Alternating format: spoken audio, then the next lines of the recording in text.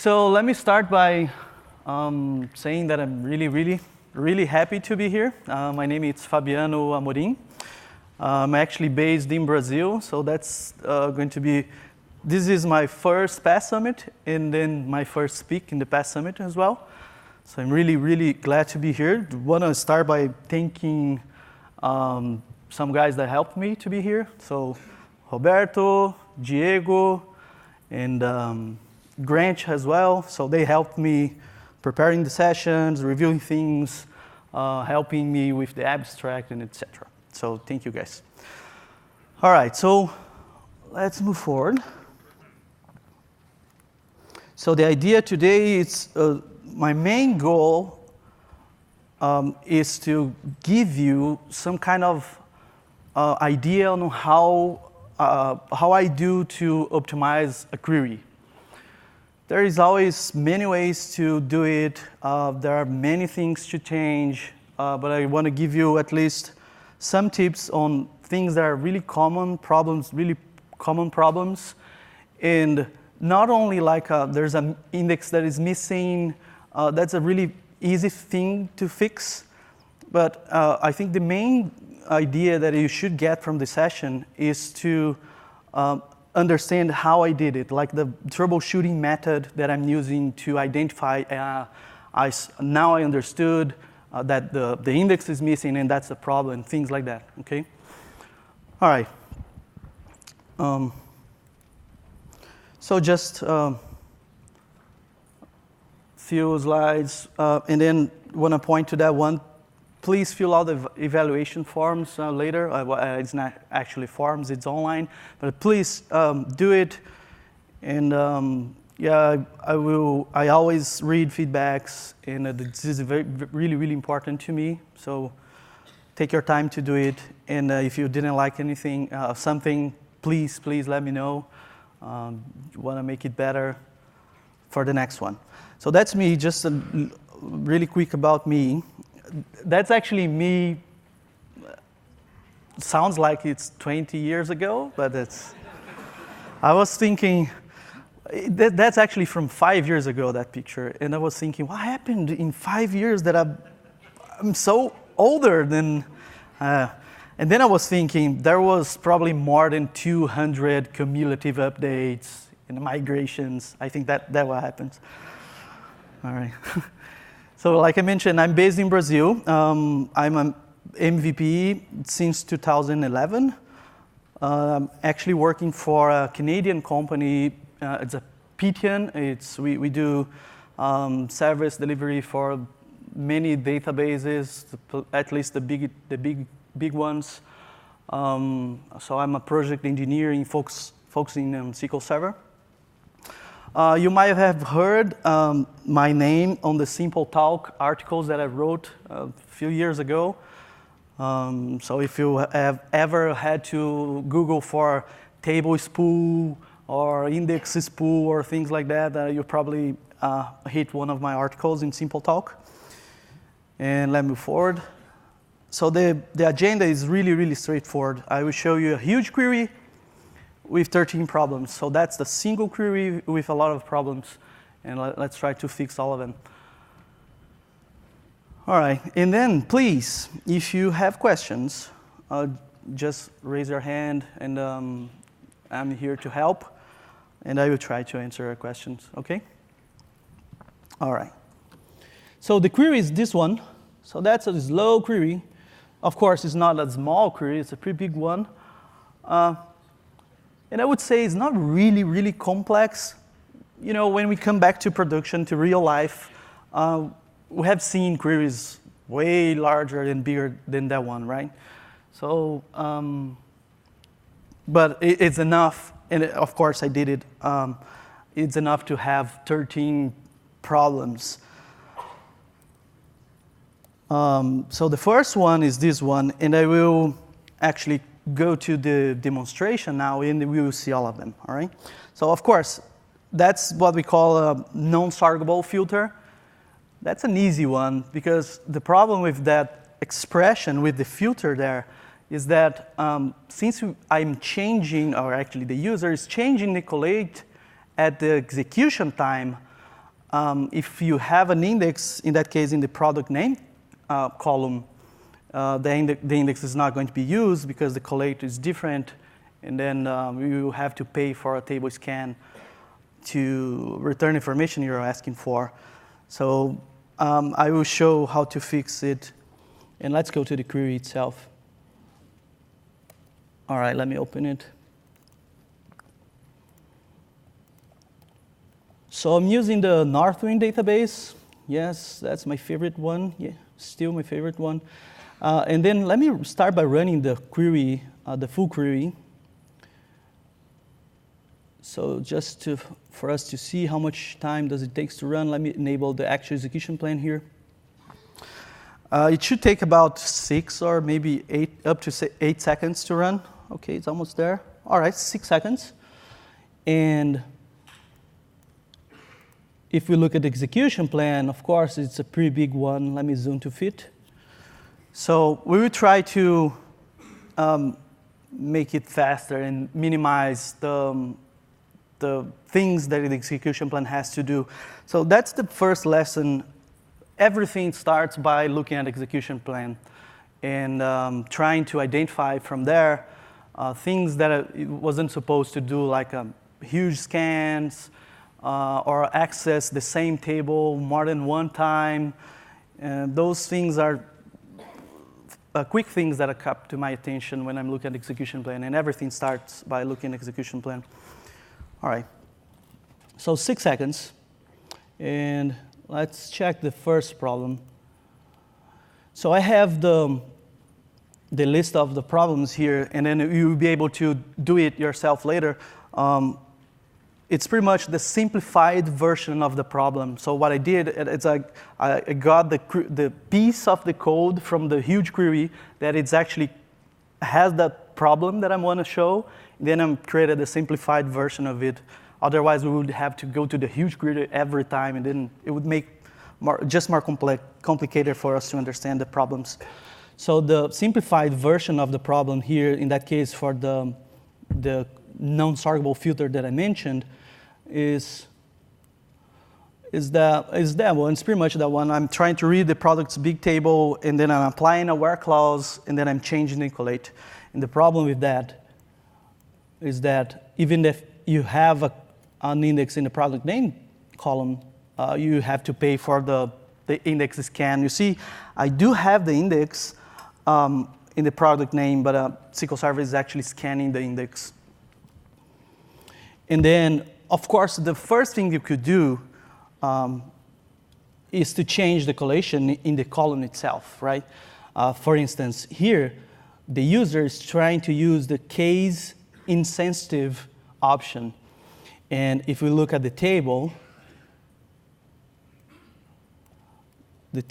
was created with the case sensitive collate. And so the user is changing it at the runtime, at the execution time. So ideally, I would say, can we change it in the column? But sometimes we just can't. Or let's say that's 10 million row table, and then you're inserting a lot of data. To run an order table in that huge table, it's going to take a lot of time. It's going to use a lot of transaction log. And then while the order table is running, it's going to block the table. So you have to find a window, a maintenance window to be able to do it. And sometimes you just can't change the schema for the database. Let's say it's a third-party application, and it has a DBA, you can't change it. So what would you do those cases without changing the application as well? Because if you change it, the query, let's say the other option would be just remove it and then run with the existing collation. So that would require you to change the application as well. And again, sometimes that's not available. But as I mentioned, there are always many ways to solve a problem. I'm just trying to show one, okay? And that would be just add a computed column. So what I'm doing here, I'm adding the computed column called computed call, and then I'm using the exact expression that it's being used in the where clause. And then that's an online operation because I'm not persisting the information, right? But then what I'm doing is that I'm creating an index in the computed column. And then without changing the query, because SQL Server, in that case, Query Optimizer can match the expressions, it knows that there is a computed column with an index, and then it can use the index. So without changing pretty much anything from the application side, I would be able to do an index seek. So let me do it. Oh, I think I already have it. OK, that's fine. And then you see it's same query, and now I have an index seek. OK, pretty straightforward one. I think that one was easy. And the next one will also be easy. Questions? What about compression? So I made a note here. Would it be a good idea to create an index with compression? So, yes, please.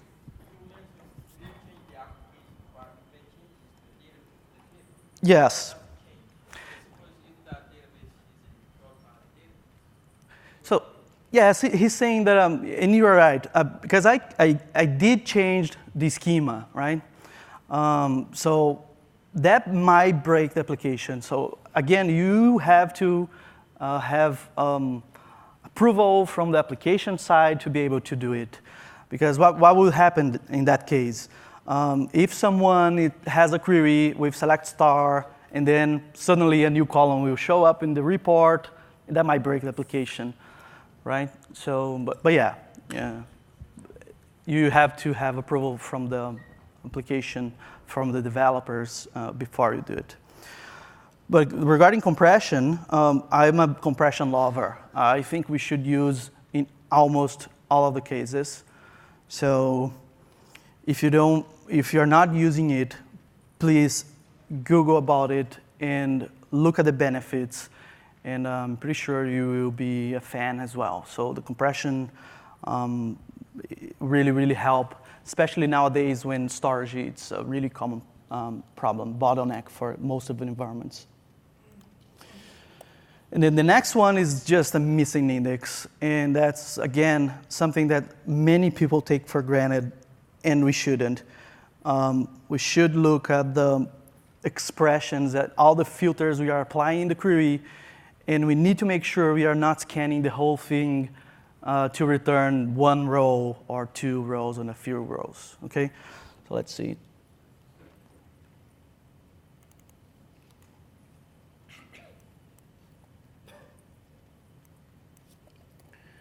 So if you look here, and then there's a funny thing here about it. I'm applying the filter in the contact name column. I just want a contact name where it's equal Fabiano Amorim.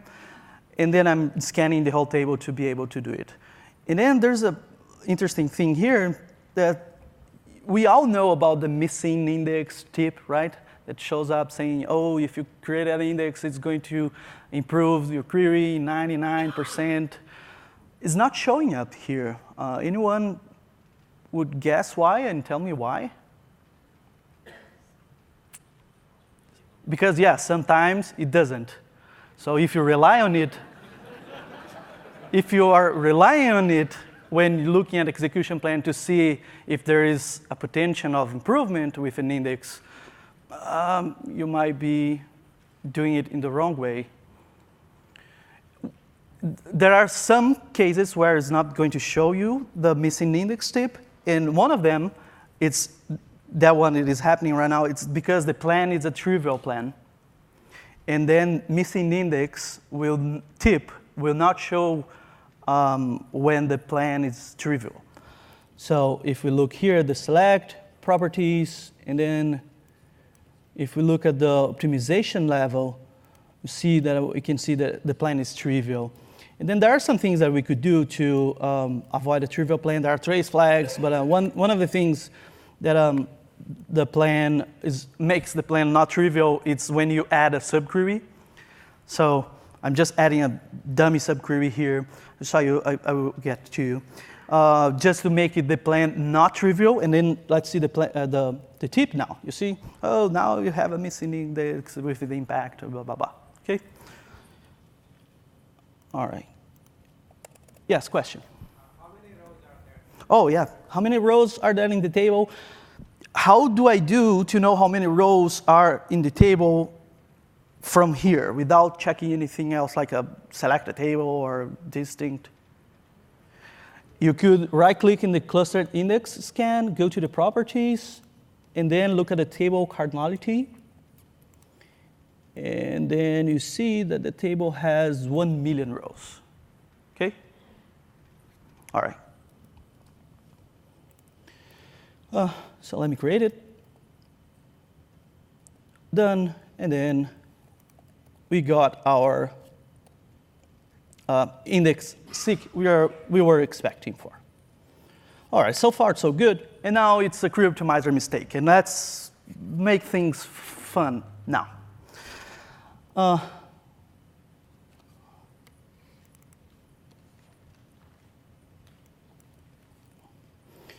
So again, the simplified version of the problem. And then there is a combination of problems here. The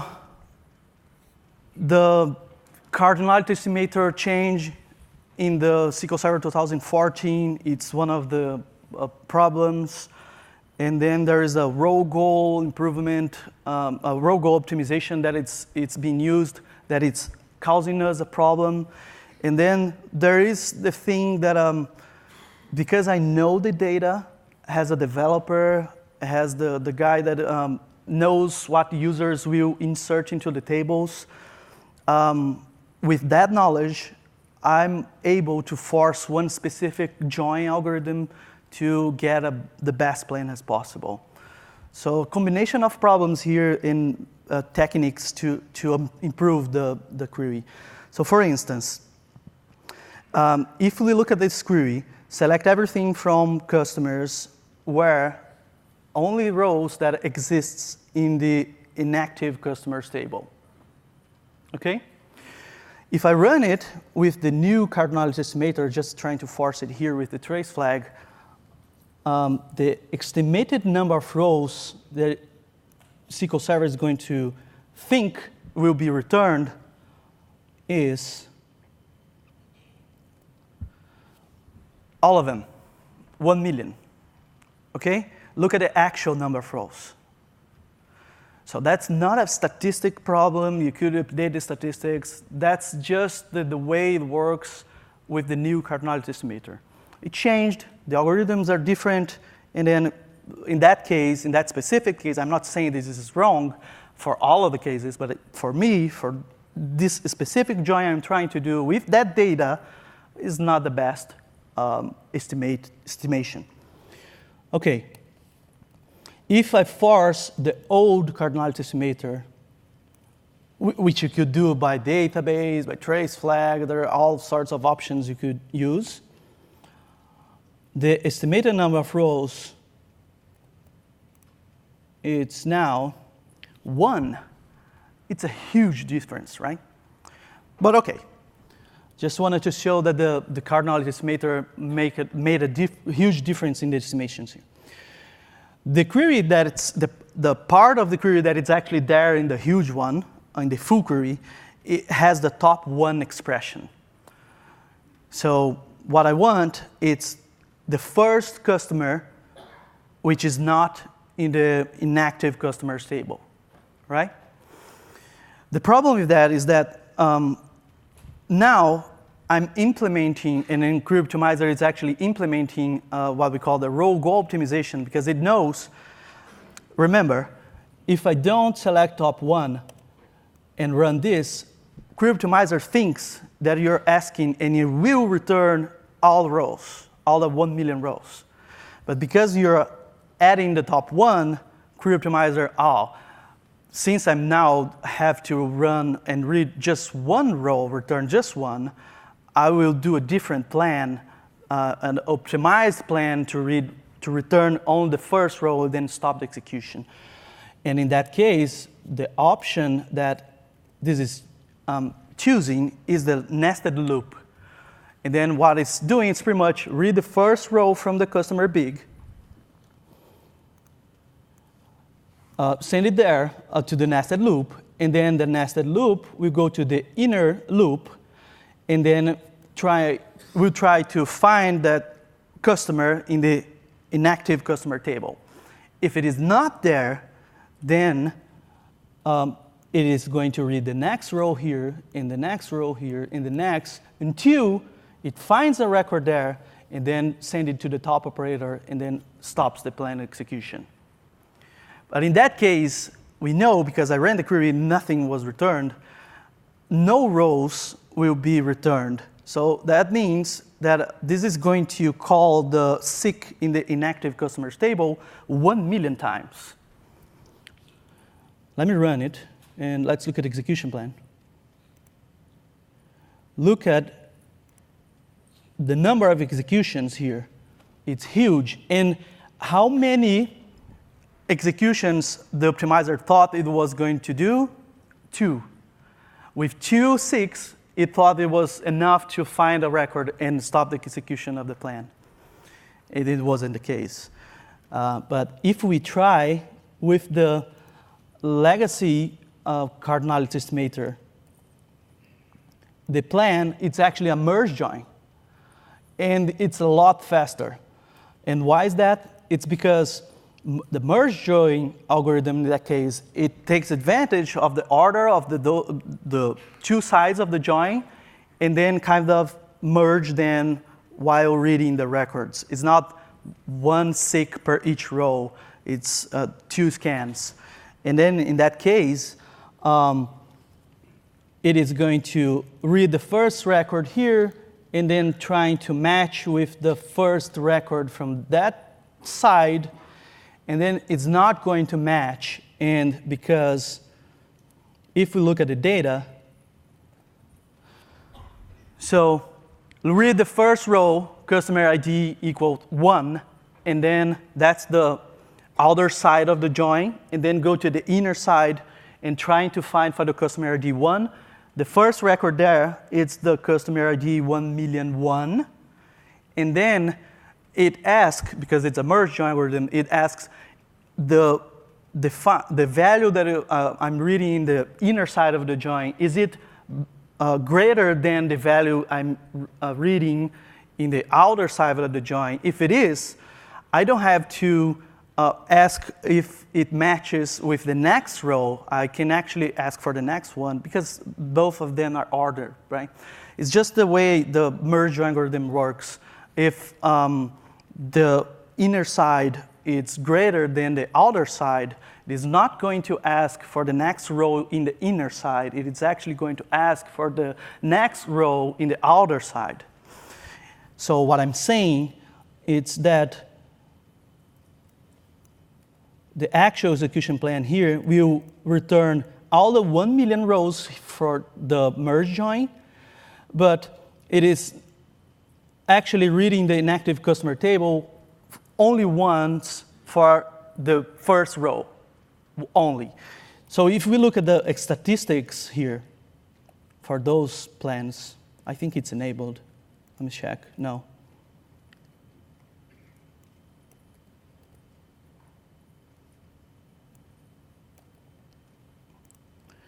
This one, it's reading the customer big table, and then it's reading all the pages, all the 19,000, and the inactive customer, only 4 reads, okay?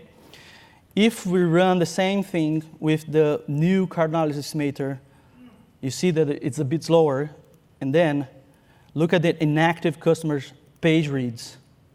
So this is 3 million page reads to return nothing, because there is no row that actually matches with that table. All right. So I repeat what I want you to remember from the session. The methodology that I'm using to troubleshoot a problem. Because it's very unlikely that you find exactly the same problem in your environment. If you do, awesome. You already know how to fix it. But the important thing here is for you to understand how I'm doing, looking at the execution plan and looking at the data and knowing how the algorithms, the join algorithms works, how to force one thing, to troubleshoot one behavior or force one behavior of another. So that's the main thing I think you should come with from the session, take from the session, okay? All right, so the final solution would be that I would have to use the legacy cardinality estimator or leave it to use the new one, but disable the row goal optimization. That would be enough so to get the best plan we want. In that case, I'm using the hint, disable row goal. You could also use the trace flag 4138 to do this. The hint is only available in 16 Service Pack 1. So if you want to disable, for some reason, the row goal optimization, you could do this. And you see that was enough to give me the best plan, which is the one with the merge join algorithm. Okay, questions? Yes? For instance, you can't modify the code. You only can modify indexes and stuff like that, but you can't touch the code. Right. How would you solve something like that? So the question is pretty big one, pretty good one, by the way. It's if you can't change the code, because I added the hint in the query itself. Let's say in an application and you don't have access to the application code, and if you ask the third-part application guys to change it, they will come back to you with the huge bill saying, that's fine, we can change it, here, give me the money. How would you, as a DBA, force one specific behavior that you know it's the best one? You could use, in that case, what we call a guide plan. And then in the guide plan, you could force a hint. So the guide plan would be every time that query comes to the SQL Server, force that hint. Okay? And if it is 2016, you can do it even more easily with Query Store. So you somehow get with the best plan, Query Store will record it there, and then you can just go to the Query Store and force that plan that you want it to use. Okay? Apply to the entire query, right? So in your big query, applying the hint could actually make the whole query run slower. Exactly. So that's a good point. So he mentioned that I'm applying this just for the specific thing, but if I do apply this for the whole query, that means that everything else will not be beneficial of row goal optimization. Okay? In that case, this is not a problem for me, for the query. But it could be, because you could have one specific thing in the query that it actually needs the row goal optimization to be good, and you are pretty much disabling for the whole thing. So in that case, I would say break it down in small pieces, save it in temporary tables, and then join it back together. Okay? A good point as well. All right, let's go to the next one. And the next one is the subquery. It's unnecessary. So I was in the speaker room, and a speaker mentioned that he was working in the client, and he found out that, and he wasn't aware that this was even possible to do a subquery in a case statement. Look what I'm doing there. Case and then a subquery to sum the values for one specific customer. And then if the sum is 1, return something. If it is 2, return something else, and then something else. And then guess what? Guess how many times Query Optimizer will run the subquery in that case? 10. Let's look at the execution plan. It's going to be really easy to see the problem in the plan.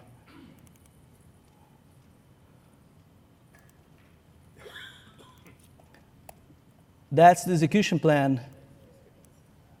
And then you see that whole thing here, it's one access to the table per each value in the case statement. And the problem is because the query, the subquery, it's in the case, the value that it's being evaluated. That's the problem. You could change the query, just the way you wrote the query a little bit and get a way better execution plan. You see, instead of putting the subquery here in the case, what I'm actually doing, I moved the case to run inside the subquery. And then I'm actually then summarizing only once, and then with the summarized value, and then I'm checking it. So if we compare both plans, so the return will be the same. You see the first one has a 90% estimation of cost. And the next one, look at the difference, how easy, how narrow it is. So just run the subquery once, grab the value, put it in the scalar something on an expression, and then reuse it for each value in the case. So the lesson here is really easy. Don't ever put a subquery in the case expression. And sometimes you have to rewrite the query. You have to get a better plan, right? I wouldn't be able to do this with a guide plan or something like that, or force one specific behavior. I had to rewrite the query. And sometimes, so let's recap. A missing index may show up. You could create an index and fix it. You could create a guide plan and fix it. But sometimes you will have to rewrite the query to do pretty much the same thing in a different way, which would allow Query Optimizer to get a better plan, which is the main thing you want. Yes, question? Sorry, say that again? Can you scroll up a little? Yes, sure.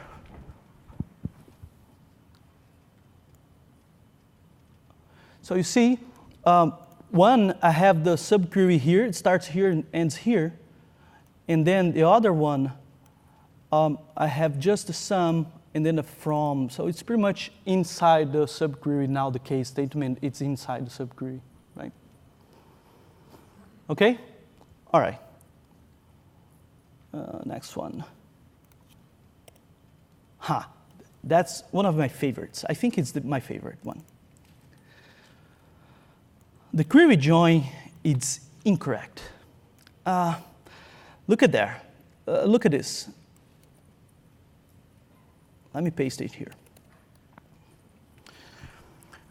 And if you read the questions I have there, it's what's better or faster? So what I'm trying to do is I'm joining orders with orders to ignore 1 and orders to ignore 2, right? So SQL Query Optimizer will have to create some kind of the plane that will join those 3 tables and then only return the things that do not exist in the orders to ignore 1 and orders to ignore 2. OK? But now, what would be faster? First, read orders big, and then join with orders to ignore 1, and then the result join with orders to ignore 2, or orders join with orders to ignore 2 first, and then the result join to orders to ignore 1. So what would be faster? Well, I was told, Fabiano, that I don't have to care about it, because there's this thing called Query Optimizer that is smart enough to know which order it has to access to give you the best, the fastest execution plan. So I was in the Hugo session right now, and I saw a guy that asked him, if I change the order of the things, would that matter for Query Optimizer? And he said, most of the times, no. And I was glad that he mentioned most of the times. Because here's what I'm showing to you guys. And that's sometimes, that's scary to me. Orders to ignore 1 has 1 gig, about 1 gig space, okay? And then args to ignore 2 has 54 megabytes. And then what I'm showing here to you is one query in the top that it's exactly the same as the one in the bottom. The only difference is this.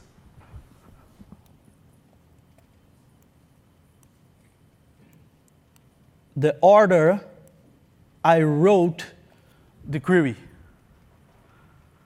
So the one is selecting first, is joining first with orders to ignore 1, and the second one is joining first with orders to ignore 2.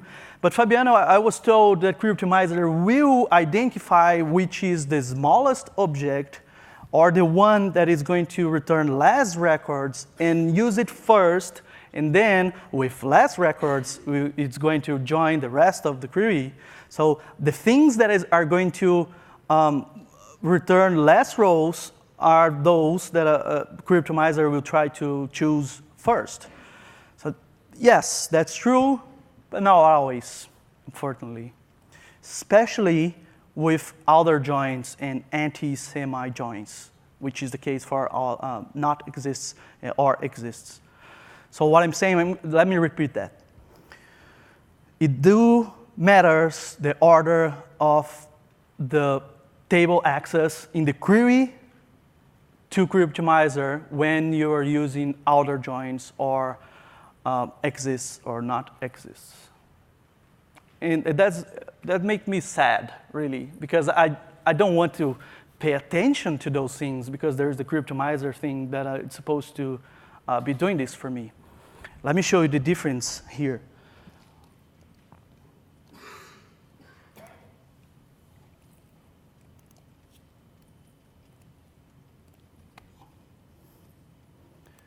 So the first one, let's start by looking at how much time did it took to run.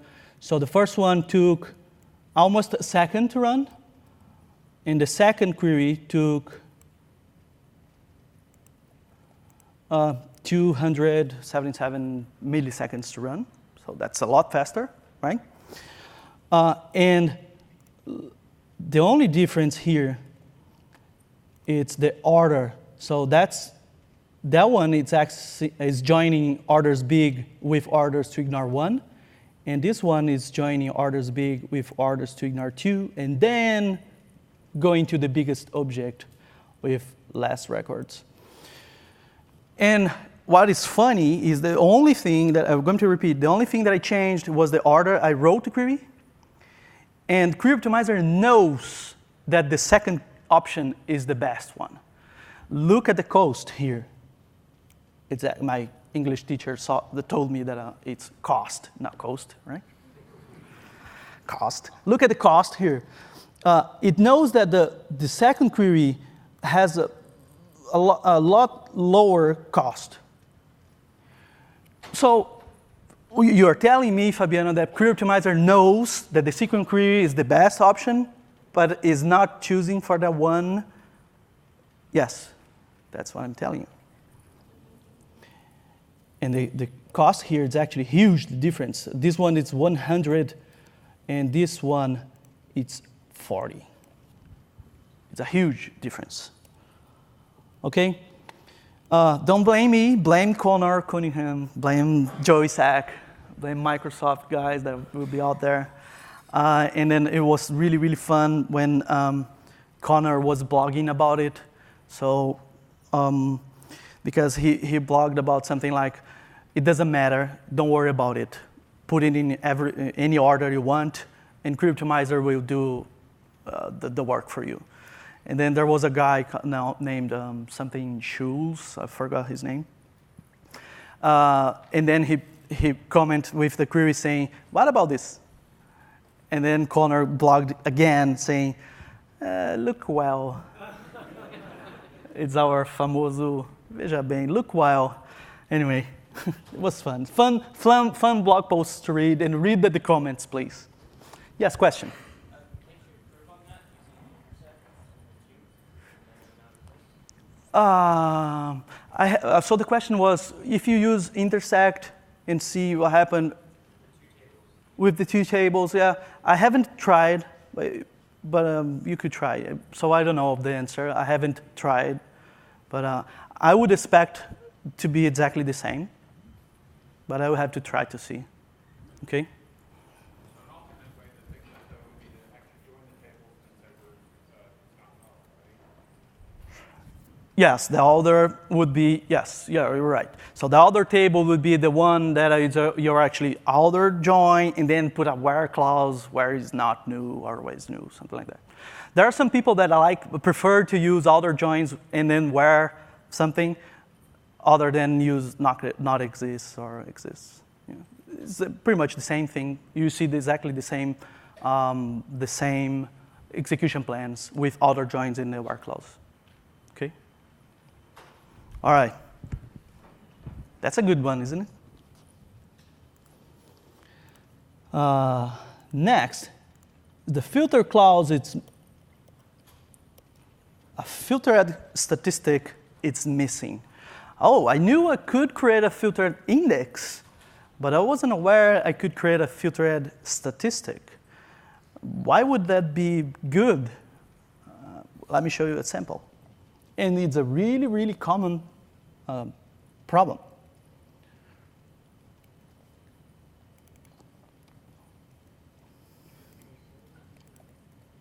Okay, statistic is not there.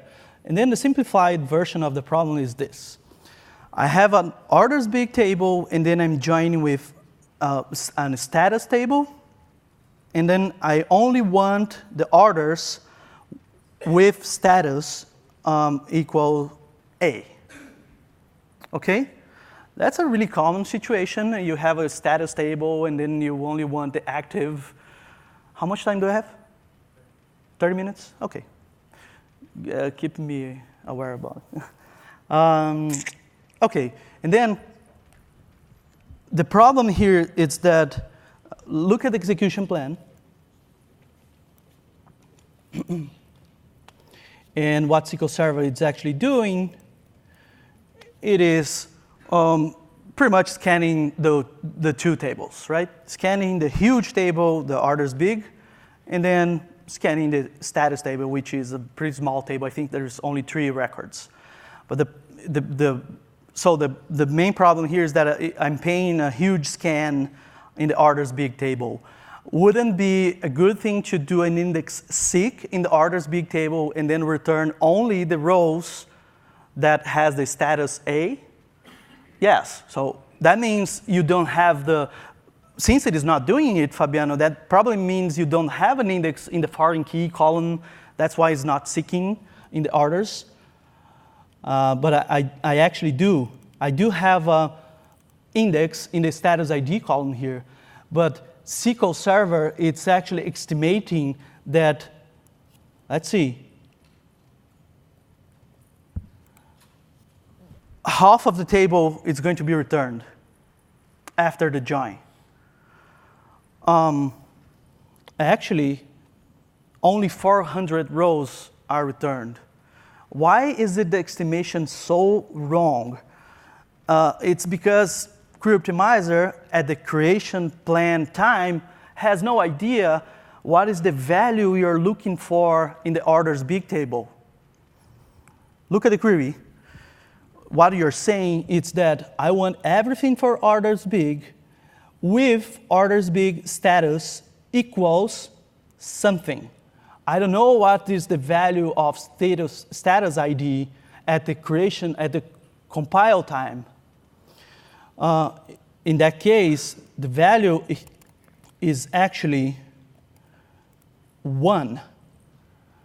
If you could change it to use 1 here, then now Query Optimizer knows that the rows you're asking for are everything that it's in the orders big table and status ID equals 1. And then it could go to the statistic in the orders big and then look at the value 1 and see how many rows are there for the value 1. and then the estimation would be 400. But it doesn't know, because it's in the table, and it's not going to read the table to get an information to be able to use the histogram and the statistics. And then what it is doing, it's pretty much using the average. How many rows are there for the orders big table for one specific order ID, status ID that I don't know the value? Then it's going to use the average. And then the average, it's really bad for that case. Make sense? Okay, what we could do without changing anything in the code is to create a statistic in the tab status table with the same where clause you have in your query. And then Query Optimizer, it's going to first read that statistic. It knows the filter expression, it matches with the one you have in your query.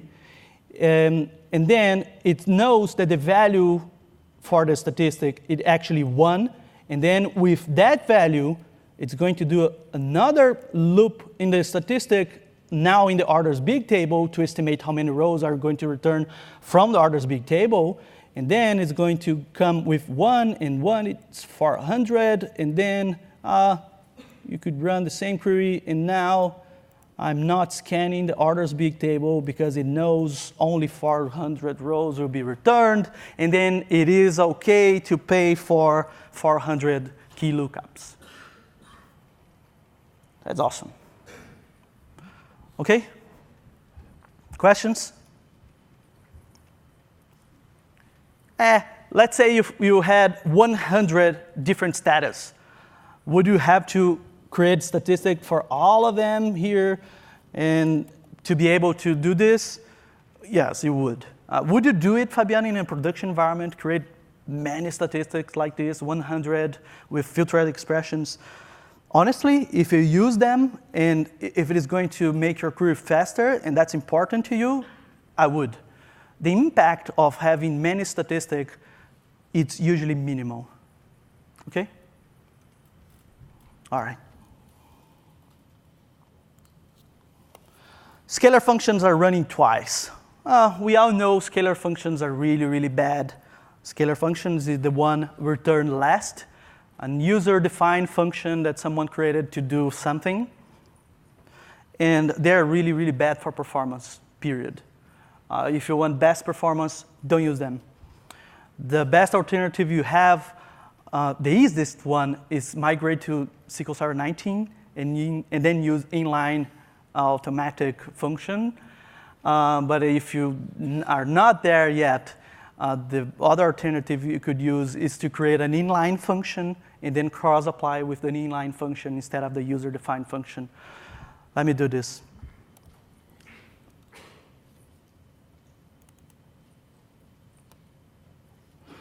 So you see, I have the query here, and then it's actually using the return last scalar function, reading the data from the value column.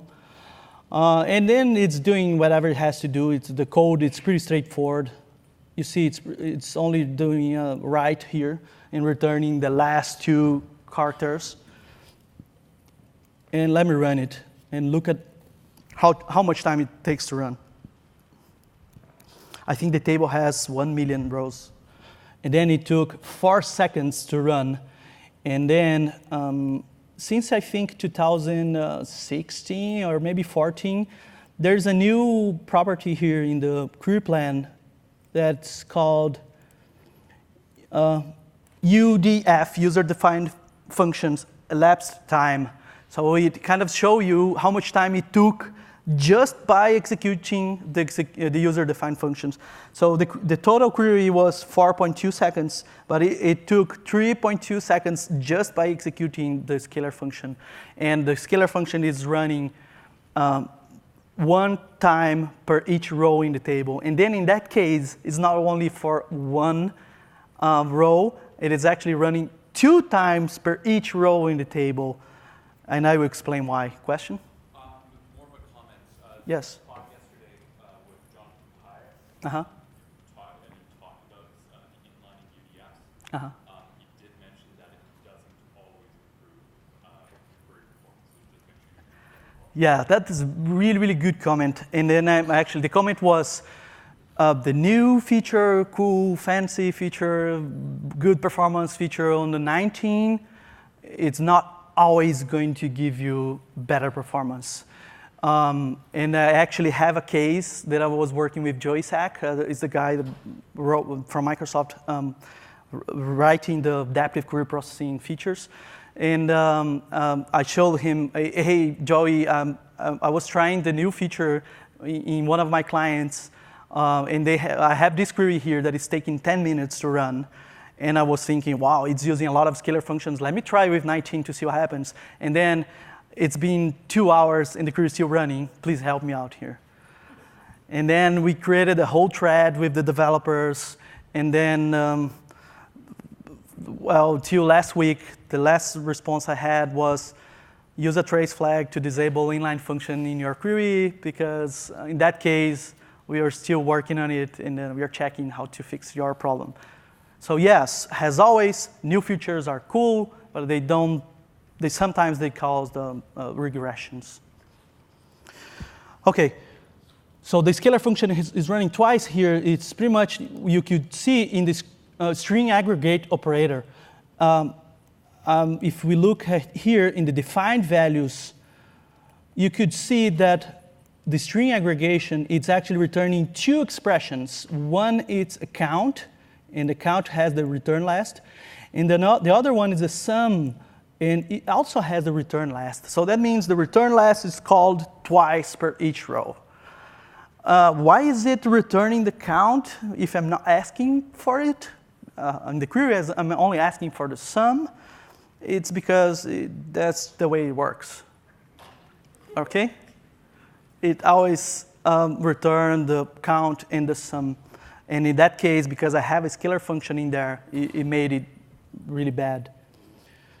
So one alternative, if you don't want to do this, is to write stupid syntax like this, cross-apply, no from, and then use the cross-apply reference in the sum. And then what it is going to do in the execution plan is going to put it first in the computer scalar, and then call it once per row, and then reuse the expression calculated by the computer scalar in the string aggregate. So are you saying, Fabiano, that that should take half of the time that it took in the first execution? Yeah, it took 4 seconds. Let's see now, running the function only once, 2 seconds, right? And the inline option that I mentioned is that you could create a function that returns a table to do exactly the same thing, and then you could cross-apply to the function, and then you have no penalty of scalar function, and then the query is going to take 0 seconds. And then the other alternative would be run it in the SQL 19. Let me run it here. Exactly the same query with the scalar function in the 19, and then 0 seconds, right? So I didn't have to rewrite anything. In that case, the automatic inline functionality worked really, really well. How much time do I have? 20 minutes? Oh, I thought we were saying 2. Okay, I was scared. And then it closed. High number of reads in a work table. So look at this case statement here in the conversion as well. So that was really interesting to see this query. I actually got exactly the same way the query is from one of my clients. And first of all, it kind of doesn't make sense what they're doing, but let's see.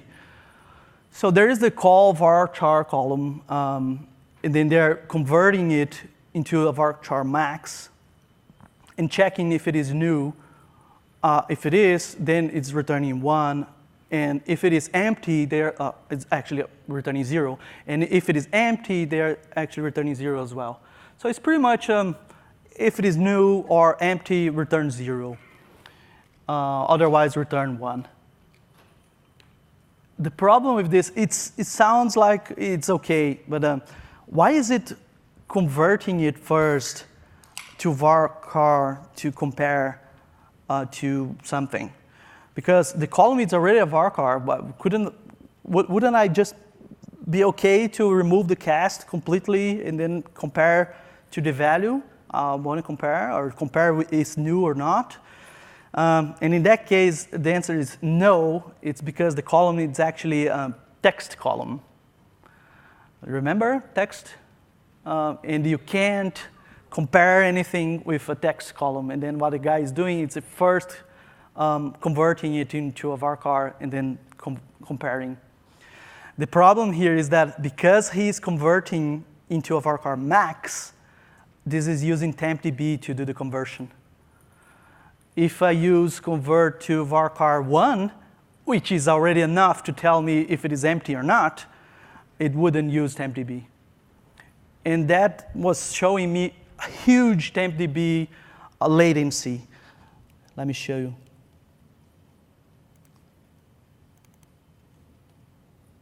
And it's actually fun because it's only going to use tempdb if the data being converted is greater than 1 megabyte. So sometimes, depending on the value they were looking for, they had a problem with the tempdb, and sometimes they didn't. So let me run the query. And how would I notice this, Fabiano? You would see something in the work table in the statistics IO. Here, in the logical reads, you would see a huge number.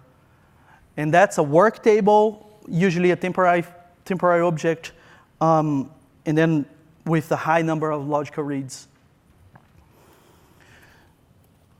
The query is really fast, Fabiano, so that's not really a problem. Yeah, but in the case of my customer, they were actually running it. Let me simulate here. 50 threads, 20 iterations per each thread. So if you wasn't aware about SQL query stress, please Google about it. SQL query stress. Adam Mechanic wrote it some time ago, and then now it's an open source app.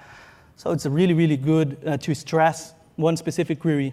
So let me run it, and while it's running, let me run who is active for you to see what's going on here.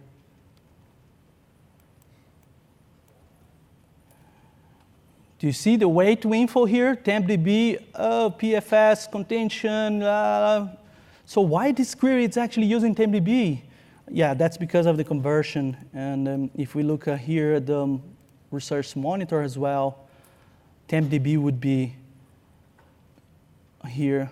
So 13 seconds, let me run it again. Yeah, you see tempdb file is the one being used here. It's reading from the tempdb file. And yeah, 13 seconds. And what is going to be the performance if you change it to 1, Fabiano? Which is enough to give the answer you're asking for. That's going to be, 4 seconds. And of course, while it's running, it's not using tempdb at all. Okay? All right, quick tip. Be careful with conversion to varchar max or varchar max. If the size of the data you're converting is greater than 1 megabyte, it's going to use tempdb and could stop your application. An unknown syntax could be used. That's an interesting one. So here's the guy is using the rank and then selecting only the rows with the rank it's lower equal 150. So let me show you a simplified version of this problem. Let's say I want to give prize a trip to Brazil, to Rio, to my top 10 customers. And then I'm asking you, developer, hey, please write me a query to return my top 10 customers. And by top 10, I mean the customers that has more orders, okay? And then give me the name of them, and then I will give them a trip to Brazil. And then you could come up with something like that, like select from orders, join customers, and then you want only the top 10 ordered by the count. right? It works. The result set would be something like that. The only problem is that you noticed that I wrote top 15 now. In the 11 and 12 records, they both, Pirko and Renate in that case, they both have the same number of orders that Peter. And then what was the criteria I used to give a prize to Peter and not to the other guys? It's kind of unfair, isn't it? And then your manager realized about it, and then he's coming back to you now and he's saying, hey, I won the top 10, but if the last record has the same number of orders as the next one, I also won that guy, and the next and the next. Until there is no more rows with the clients with the same number of orders. How would you do it? A cursor checking the number of rows, or the dance rank like I used, right? Or anyone else? Ha! The Brazilian guys, they have seen me talking about it. Shut up. So that's a fun thing about this sample. That's a very unused feature in SQL Server. And it just showed to me that if we want to optimize a query, we need to know T-SQL. And all the features available, all those statements available, all the syntaxes, and etc. Because to fix this, I don't need to use the window function, rank, dance, and etc. I could just go back to the top 10 and add with ties.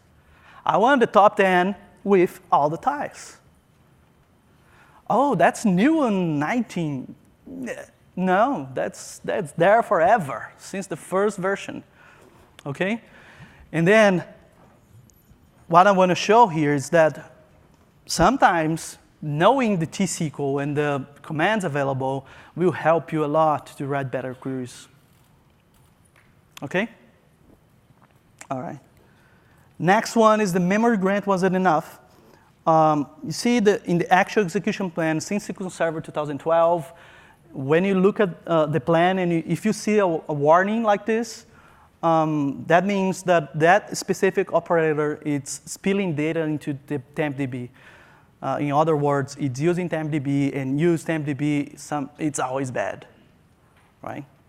TempDB, it's always a contention point, it's a bottleneck, so you want to always avoid to use TempDB. And then, in that case, because the memory reserved wasn't enough, it has to spill the data to the TempDB to process the sort operation. Let me show you the sample, and just to make sure that you understood, this is really, really bad, and you don't want this in your environment.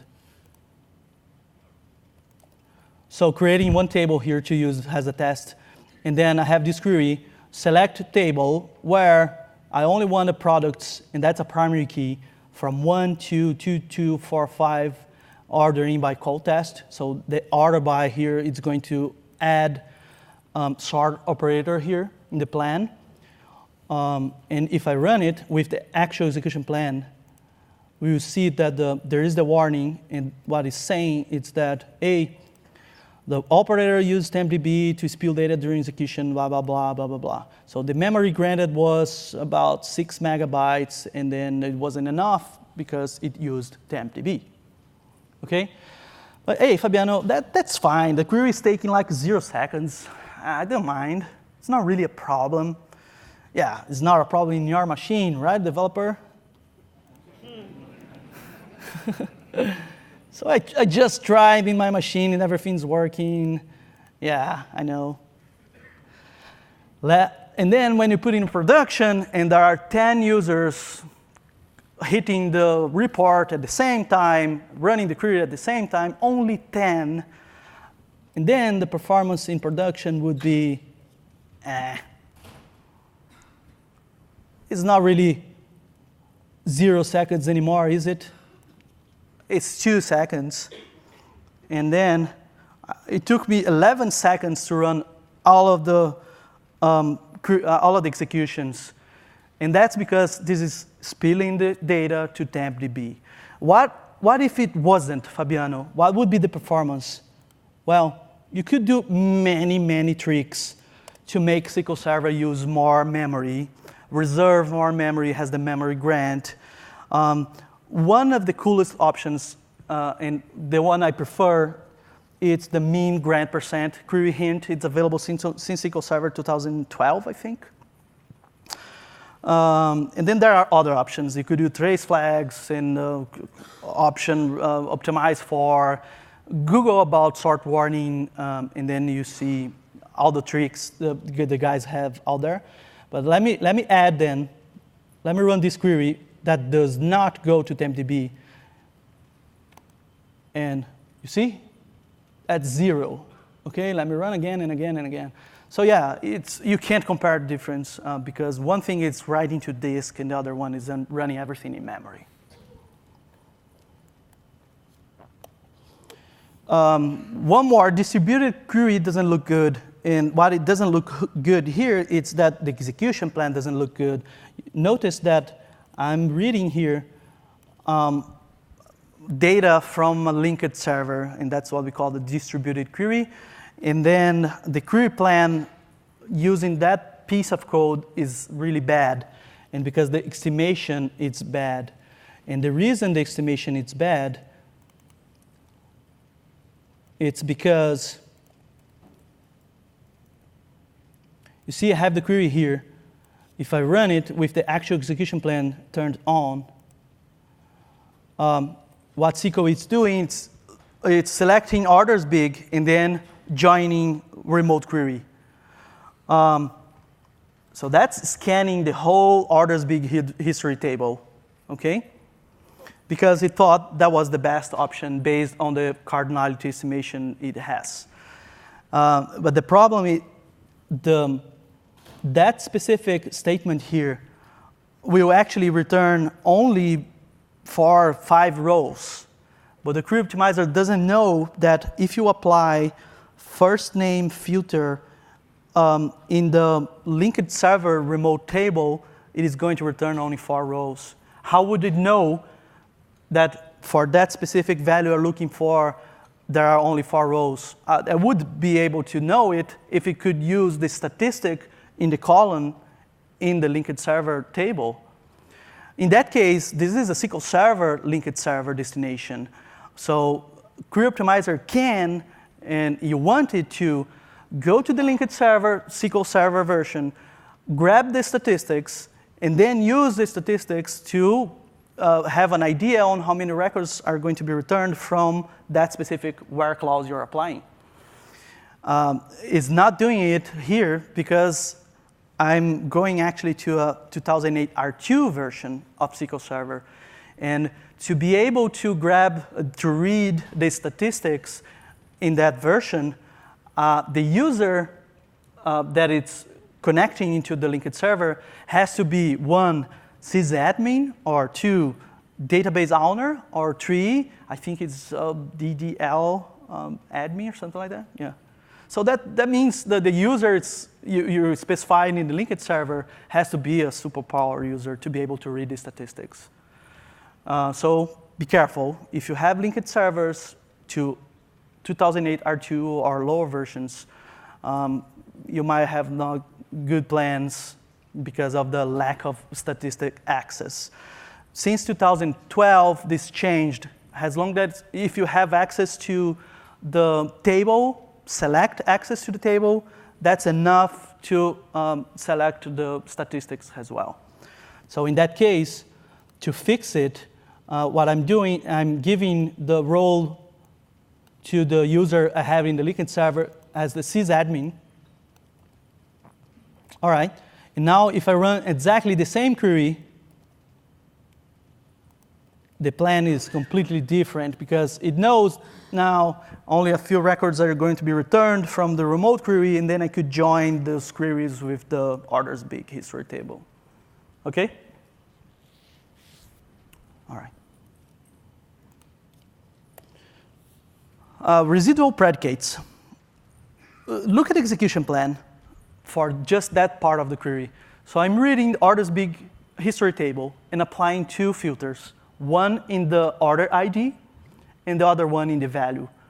So that's a very common situation when you look at execution plan and you see an index seek, and you also see a very thin arrow, and you think, that's perfect, that's all I want. I want an index seek, returning just a few records, and that's all I need. But sometimes the seek predicate operation is not actually filtering much. What it's actually filtering is a predicate. In that case, I'm returning all the rows with order ID greater than 1. That means everything. And then for each row, I'm applying a residual predicate to check if the row has the value lower than 0.5.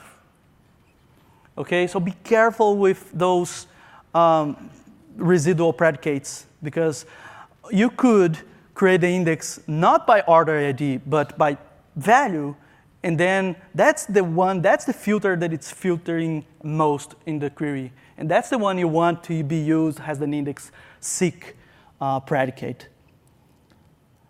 One trick that I really like to use is the trace flag 9130, of course not in production, but if you look at the trace flag 9130, what it does, it actually adds the filter operator. And the filter operator is exactly the same as the predicate. But now, because I'm looking at the plan, I'm seeing that there is a filter after the seek. I don't want a filter to be here. I want a filter to be pushed to the seek. So it's just I think it's a better visualization of the execution plan. Okay? And then the last one is the window spool on disk. So by default, look at what I'm doing there. I'm using the sum over, so that's a running total, right? Thanks God we have this option available since SQL Server 2012, because before 2012 it was a nightmare to do a running total. That's fine now. You could use the sum ordered by something, okay? But the problem is that the default frame, when you use an over clause, the default window frame, it's range unbounded preceding. And that thing, it's actually using what we call that window spool on disk.